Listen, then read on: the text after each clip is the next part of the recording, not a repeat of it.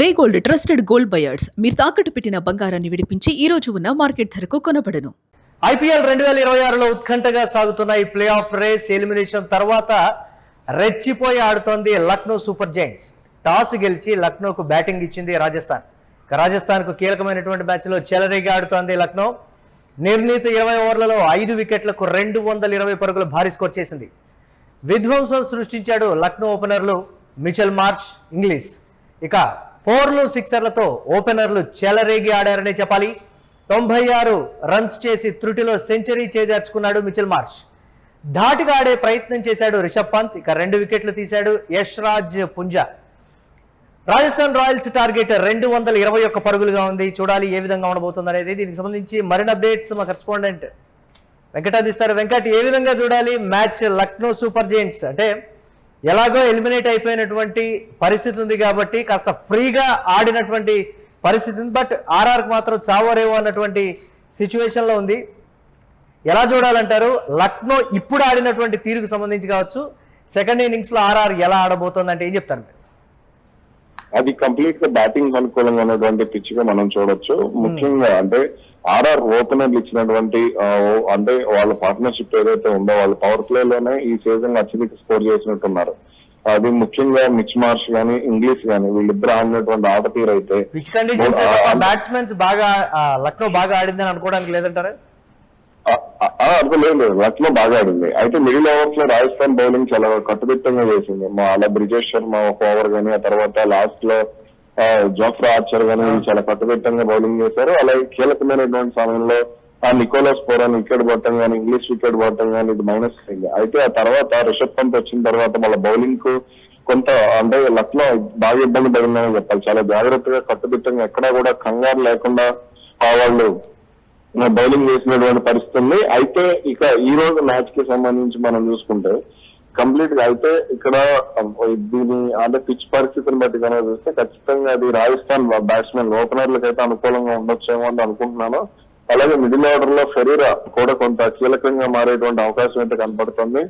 ఇక ఏదైనా ఉన్నప్పటికీ కూడా కొంత ఇటు లక్నోలో ఆకాశ్ సింగ్ గానీ, అలాగే మయాంక్ యాదవ్ గానీ ఇలాంటి బౌలర్లు కొంత కట్టుదిట్టంగా బౌలింగ్ చేయగలిగితే పవర్ ప్లే లో అది లక్నోకి ప్లస్ అయ్యేటువంటి అవకాశం ఉంటుంది. అయితే ఇవాళ పంజాబ్ కనుక ప్లే ఆఫ్స్ కు వెళ్ళాలి అంటే ఈ రోజు మ్యాచ్ లో ఖచ్చితంగా రాజస్థాన్ ఓడిపోవాలి.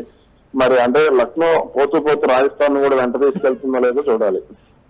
అంటే ఆర్ఆర్ పరిస్థితికి సంబంధించి ఆర్ఆర్ సోషల్ మీడియాలో ఆర్ఆర్ ఫ్యాన్స్ చేస్తున్నది ఏంటంటే చిచ్చర పిడుగు చెలరేగితే చాలు ఈ స్కోర్ ను ఉఫ్ఫను ఊదేస్తాం మేము అనేటువంటి మాట.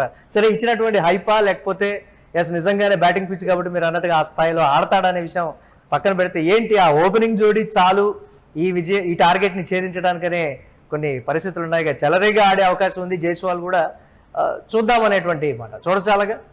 ఈ రోజు జైస్వాల్ కెప్టెన్ కాబట్టి ఓకే, అతని నుంచి మంచి ఇన్నింగ్స్ అయితే రావచ్చు. కానీ మరి అయితే అది లక్నో బౌలింగ్ లైనప్ అనేది చాలా బలంగా ఉన్నటువంటి పరిస్థితి కాబట్టి లక్నో ఎలా ఎదుర్కొంటారనేది చూడాలి. పవర్ ప్లే లో కనుక రాజస్థాన్ 80 పరుగులు పైగా చేస్తే మ్యాచ్ అయితే ఖచ్చితంగా వాళ్ళదే అవుతుంది. అలాగే మిడిల్ ఆర్డర్ లో ఖచ్చితంగా వాళ్ళు కంట్రోల్ చేయాల్సింది ధ్రువ్ జురేల్ని కంట్రోల్ చేయాలి.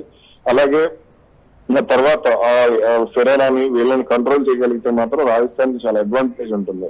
అయితే మిడిల్ ఓవర్స్ లో ఎన్ని పరుగులు చేయగలుగుతారు పవర్ ప్లే తర్వాత అంటే 8 నుంచి 12 ఓవర్లు అంటే 6 ఓవర్లు పవర్ ప్లే అవుతుంది. కానీ కొంత పవర్ ప్లే అయిన తర్వాత 1-2 ఓవర్లు స్లోగా ఉంటుంది. మరి 8 ఓవర్ల నుంచి 15 ఓవర్ల వరకు మ్యాచ్ ఎలా టర్న్ అవుతుంది అనే దాని మీద లక్నోకైనా రాజస్థాన్ కానీ విజయ అవకాశాలు డిపెండ్ అయి ఉంటాయి. నేను సోషల్ మీడియాలో చూసిన ఒక కామెంట్, బ్యాటింగ్ డెవిల్ అని సూర్యవంశీని పిలుస్తున్నటువంటి పరిస్థితి ఉంది. ఏంటి సూర్యవంశీ దాటికి సీనియర్ బౌలర్లు కూడా భయపడుతున్న పరిస్థితి.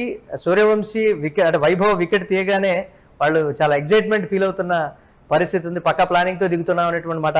అదే సోషల్ మీడియాలో పేర్కొన్నట్టుగా బ్యాటింగ్ డెవిల్ మాత్రం చెలరేగి ఆడితే పరిస్థితి ఏంటి? ఆడతాడా ఇవాళ? అయితే బాబుని మాత్రం వాళ్ళు అంటే బాబు వీక్నెస్ ని గుర్తించారనేది అయితే నాకు స్పష్టంగా అర్థమవుతుంది. అంటే గత 4 మ్యాచ్ల నుంచి కూడా తొందరపడుతున్నాడు. అంటే ప్రతి షాట్ నేను 6 కొట్టాలి 4 కొట్టాలని, అంటే ప్రతి బాల్ ని నేను 6 కొట్టాలి 4 కొట్టాలి అనేటువంటి థాట్ లోనే ఉన్నట్టుగా అనిపించింది. మరి ఈ రోజు అంటే కొంత మయాంక్ యాదవ్ లాంటి బౌలర్ కనుక అతనికి వైభవ్ సూర్యవంశీ పడితే మాత్రం ఖచ్చితంగా మనోడైతే ఇబ్బంది పడేటువంటి ఛాన్స్ ఉంటుంది. ఎందుకంటే ఆ స్పీడ్ ని 150 దాటితే వైభవ్ సూర్యవంశీ ఆడలేడు కాబట్టి మరి ఏం జరగబోతుందనేది చూడాలి. ఎస్, అంటే యాజ్ యూజువల్గా మ్యాచ్ టర్న్ చేసేటువంటి ప్లేయర్ ఎవరు అంటే ఏం చెప్తారు, అలాగే మీ విన్నింగ్ ప్రిడిక్షన్? నా విన్నింగ్ ప్రొడిక్షన్ రివర్స్ రాయిస్తాను అనుకుంటున్నాను నేను, చూడాలి. అయితే ఇంకా మ్యాచ్ టర్న్ చేసే ప్లేయర్ ఎవరు అంటే లక్నో గెలుస్తుందని మేము అనుకోవాలా? నేను చెప్పను అలా. రాత్రి చెప్పాను, నేను రాత్రి చెప్పింది, మొన్న రాత్రి చెప్పింది కూడా రివర్స్ లోనే చెప్పా. రివర్స్ లోనే జరిగింది కాబట్టి ఈ రోజు నేను రాయిస్తాను అంటున్నాను. ఓకే, చూద్దాం మరి ఎలా ఉండబోతుంది అనేది. Yes right, thanks for updates Venkat. చూద్దాం ఏ విధంగా ఉండబోతుంది అనేది. ఐపీఎల్ 2026లో ప్లే ఆఫ్ రేస్ అనేది ఉత్కంఠగా సాగుతుందనేది జరుగుతున్నటువంటి మ్యాచ్లు బట్టి అర్థమవుతుంది. ఎలిమినేషన్ తర్వాత లక్నో సూపర్ జైంట్స్ రెచ్చిపోయి ఆడుతోందనే చెప్పాలి. టాస్ గెలిచి లక్నోకు రాజస్థాన్ బ్యాటింగ్ అయితే అప్పగించింది. రాజస్థాన్కు కీలకమైనటువంటి మ్యాచ్లో లక్నో చెలరేగి ఆడటం ఒకంత ఉత్కంఠగా మారింది. నిర్ణీత 20 ఓవర్లలో 5 వికెట్లకు 220 పరుగులు చేసింది ఎల్ఎస్జీ. ఓపెనర్లు మిచెల్ మార్ష్, ఇంగ్లీష్ విధ్వంసం సృష్టించారని చెప్పాలి. 4లు 6ర్లతో ఓపెనర్లు చెలరేగి ఆడారు. 96 పరుగులు చేసి త్రుటిలో సెంచరీ చేజార్చుకున్నాడు మిచెల్ మార్ష్. ధాటిగా ఆడే ప్రయత్నం చేశాడు రిషబ్ పంత్. ఇక 2 వికెట్లు తీశాడు యష్ రాజ్ పుంజా. రాజస్థాన్ రాయల్స్ టార్గెట్ 221 పరుగులుగా ఉంది. కానీ ఈ మ్యాచ్ నెక్ టు నెక్ ఉత్కంఠగా మారే అవకాశం అయితే క్లియర్గా కనిపిస్తుంది.